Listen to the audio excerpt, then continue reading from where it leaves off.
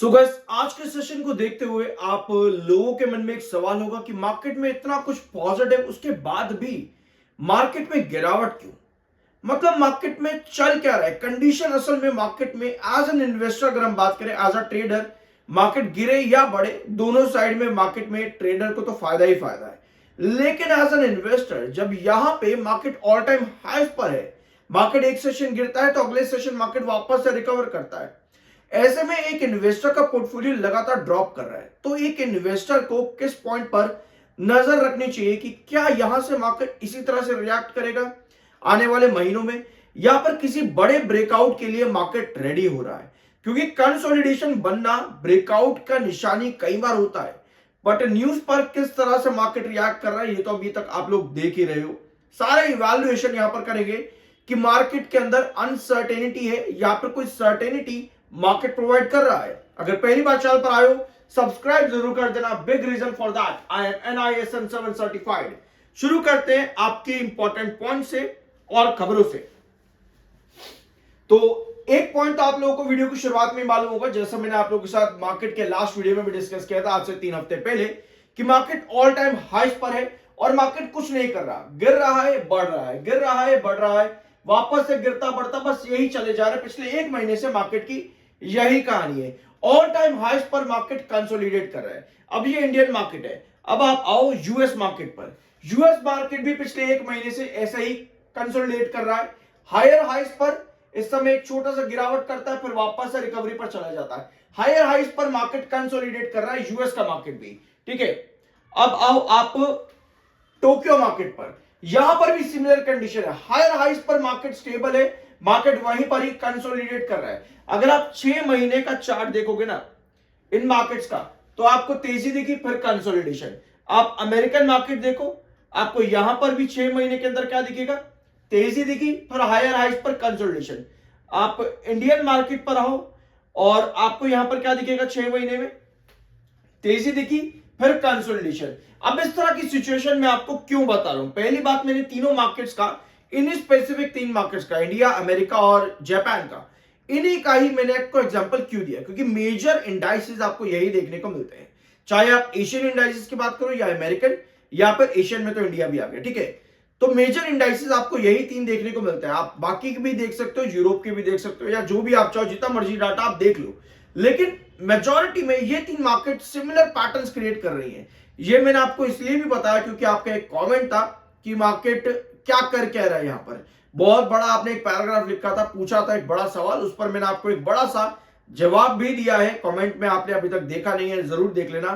तो आपके पास सब चीजें मालूम होनी चाहिए। जिस पर एक रिप्लाई ये भी आया था, उन्हीं के कमेंट के ऊपर एक रिप्लाई ये था कि मार्केट, इंडिया का मार्केट जो है बहुत ही बेकार है। इसका सिंपल सा सवाल जवाब जो है वो यही है, एक व्यूअर का कमेंट था। लेकिन हमें सब चीजें देखनी है। आपने देखा इंडियन मार्केट ही नहीं, यूएस और जापानीज मार्केट भी यही काम कर रहा है। ऐसे में आपके पास सॉल्यूशंस निकलने जरूरी हैं कि मार्केट यानी कि ग्लोबल इंडाइसेस सब एक ही तरीके से रिएक्ट कर रहे हैं, और एक न्यूज है जो कि पूरे ग्लोबल मार्केट को रिएक्शन देता है इस तरीके का। अभी उसको समझेंगे। लेकिन इंडियन मार्केट के लिए अगर आप देखो, यहां पे फाइनेंस मिनिस्ट्री निर्मला सीतारमन की तरफ से स्टेटमेंट आया है। Despite global fluctuations, Indian stock market has maintained certain level of sanity. Global fluctuation इतनी ज्यादा होने के बावजूद भी इंडियन मार्केट काफी हद तक स्टेबल है। ये एक स्टेटमेंट है यहां पर जो कि पॉजिटिव स्टेटमेंट है। इन्होंने बताया कि over valuation of small and mid cap stocks है, indicating possible market manipulation and the risk of market bubble. Market में बबल है, ये पॉइंट आप लोगों ने कितनी बार सुना होगा, यहां पर कितनी बार मार्केट बबल आप लोगों ने सुना होगा। मार्केट बबल जैसी पॉइंट जब भी मार्केट में अवेलेबल होते हैं, मार्केट बहुत कॉशियस रहता है। तो ऐसे में हमें अगले पॉइंट पर जाना चाहिए। डॉलर अभी भी बढ़ रहा है और ऑल टाइम हाइस के पास है। अक्टूबर में डॉलर्स के रेट जो है और डाटा जो है वो नेक्स्ट लेवल तक जा चुका है, यानी इंडियन रुपी बर्डन पर है। ठीक है, world shares hit near 2 year high, focus on UK inflation. UK में इन्फ्लेशन है, रेड सी ट्रेड में भी इश्यूज यहां पर बने हुए हैं। तो ग्लोबल इश्यूज आपको नजर आने लग गए कि भैया यूके इन्फ्लेशन और रेड सी का जो ट्रेड है, ट्रेड रूट है, वहां पर भी आपकी टेंशन है। गोल्ड भी आपका आज के दिन बढ़ा, ऑल्दो पिछले कुछ सेशन से गिर रहा था, बट आज आपका गोल्ड का रेट जो है वो इंक्रीज हुआ है। तो ये आपके पास आ गए, ऑल्दो इन सभी पॉइंट्स पर आपको यहां पर क्या देखने को मिला कि ग्लोबल इंडाइसेस टेंशन में है, क्योंकि आपका यूके प्रॉब्लम में है और साथ में रेड सी का ट्रेड भी आपका प्रॉब्लम में है। मार्केट में एक बबल की बात करी गई है, यह पॉइंट आपका टेंशन का है। आपका डॉलर बढ़ता चला जा रहा है, रुपी आपका प्रेशर में है, तो टेंशन आपको मिलनी शुरू हो चुकी है यहां पर। लेकिन इतनी टेंशन के बावजूद भी अब आप सोचोगे कि मार्केट ऑल टाइम हाई पर है, क्यों क्रैश क्यों नहीं हो जाता? क्रैश इसलिए मार्केट नहीं हो रहा क्योंकि मार्केट कॉशियस है, और जब भी मार्केट कॉशियस होता है तो मार्केट के पास कुछ पॉजिटिव आने वाला हो तो मार्केट क्रैश नहीं करेगा, ना ही कोई बड़ा ब्रेकआउट देगा, मार्केट कंसोलिडेट करेगा। और वही चीज मार्केट में है। मार्केट को जरूरत है इस समय यूएस फेडरल रेट कट की, जिसकी डिमांड बहुत टाइम से हाई है, लेकिन अपडेट्स कुछ ऐसी हैं जो कि बताती हैं कि यूएस फेडरल रेट कट अगर हो भी जाता है ना, तो भी रुपी के वापस से बढ़ने के चांसेस बहुत कम है। रुपी को कोई रिलीफ यहां पर मिलने वाला नहीं है इस चीज से। तो ये है मार्केट की टेंशन कि रेट कट अगर हो भी गया तो भैया हमारे रुपी का क्या होगा। ठीक है, अब इस रेट कट के बाद में एक टेंशन ये भी है कि इस रेट कट के बाद जो भी रेट कट आएगा उसके बाद क्या और कोई रेट कट आने वाला है कि नहीं, तो ये टेंशन अभी से मार्केट को है। एग्जिस्टिंग रेट कट चलो मान लेते हैं हो जाता है, एक हायर स्लैब पर रेट कट हो भी गया, आगे जाकर के ये रेट कट कंटिन्यू होगा या नहीं, क्योंकि इस पूरे साल में कई रेट कट्स आए हैं, उसकी टेंशन मार्केट के अंदर है। अपार्ट फ्रॉम दैट, अगर आप ये न्यूज को देखोगे, यहां पर व्लादिमीर पुतिन इंडिया विजिट पर है, ठीक है, कई सारी ट्रेड डील्स भी यहां पर साइन हुई, जिसके लिए काफी सारे सेक्टर्स में पार्टनरशिप्स भी हुई है, डिफेंस, एनर्जी, मैन्युफैक्चरिंग सेक्टर। इन तीन सेक्टर पर नजर रखनी थी इन्वेस्टर्स को, लेकिन इन्वेस्टर्स को कुछ मिला नहीं। अगर आप एनर्जी सेक्टर की बात करोगे तो आपके पास सीईआरसी की अपडेट है, और डिफेंस और मैन्युफैक्चरिंग को भी यहां पर कुछ नहीं मिला है, इतने सब कुछ होने के बावजूद भी।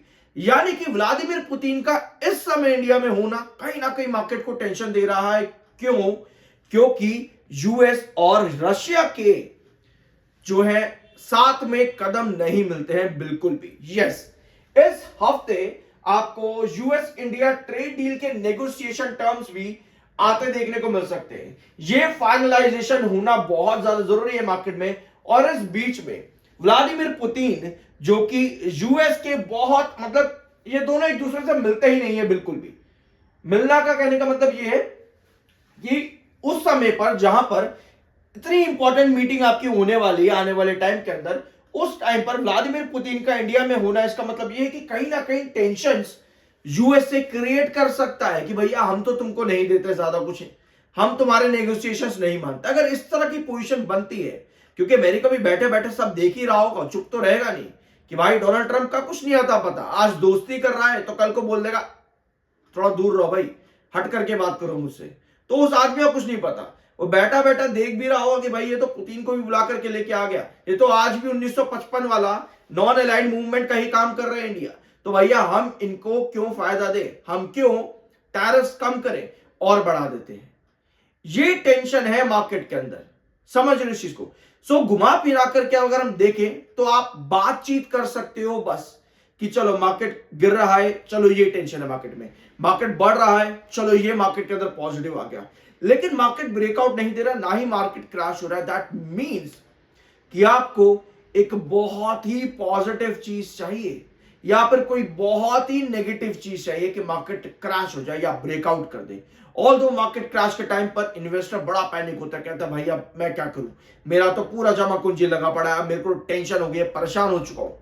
उसके लिए एवरेजिंग एक अच्छी स्ट्रैटेजी होनी चाहिए, जो कि चैनल पर आपको बहुत से वीडियो मिल जाएंगे, जरूर चेकआउट कर लेना। तो अगर मैं इस वीडियो का ग्लिम्स आपको बताऊं, कंक्लूड अगर मैं आप लोगों को यहां पर करूं, तो आरबीआई का भी रिसेंटली एक रेट कट आया था, उसके बाद भी मार्केट को कुछ हासिल नहीं हुआ। जीएसटी नए नॉर्म्स आए लेकिन मार्केट को कुछ हासिल नहीं हुआ। क्या मार्केट नेक्स्ट बजट की तरफ देख रहा है?